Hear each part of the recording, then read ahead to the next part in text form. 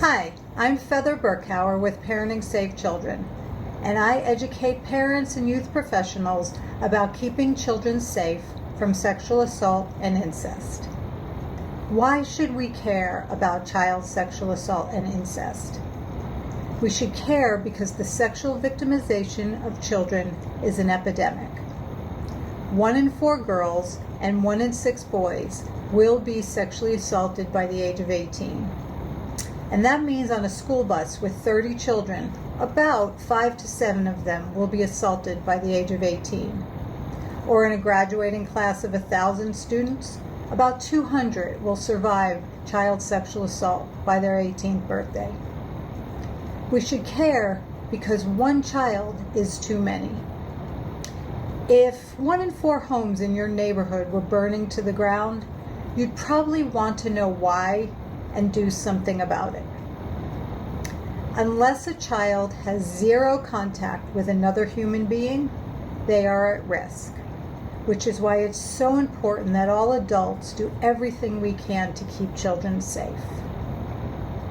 We know that most children don't tell while they're being sexually assaulted, so it's difficult to compare the injuries that children might sustain in a car accident with child sexual assault and incest. But here is an approximate comparison.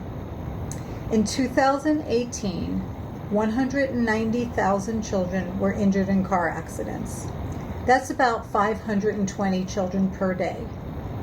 In 2016, Child Protective Services substantiated 57,329 children were victims of sexual assault. And that's about 165 children per day. But wait, those are only reported cases, and most children never tell. So why are the use of car seats a given, but the prevention of child sexual assault and incest remains shrouded in secrecy and perpetuated by myths? We should care about child sexual assault because most children who are abused by someone who they love, they trust, and they're closest to, like an adult family member, or even another youth, like a sibling or a cousin. And when a child is sexually assaulted, it changes who they are forever. Children can and they do heal, but the trauma of child sexual assault interrupts their development and can have a variety of short and long-term consequences, like severe anxiety, mental health issues, hypervigilance, drug and sex addictions, suicide attempts, eating and sleeping disorders, trust issues, intimate partner violence, and chronic health issues and chronic pain. And when a child is sexually assaulted and does not receive appropriate intervention, sometimes they may turn around and sexually act out onto another child, beginning the cycle of abuse.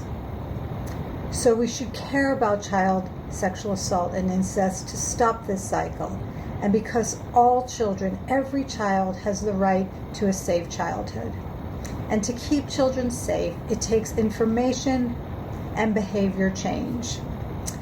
For a deeper dive into the prevention of child sexual assault and incest, please feel free to visit ParentingSafeChildren.com. And thank you for all you do to keep children safe.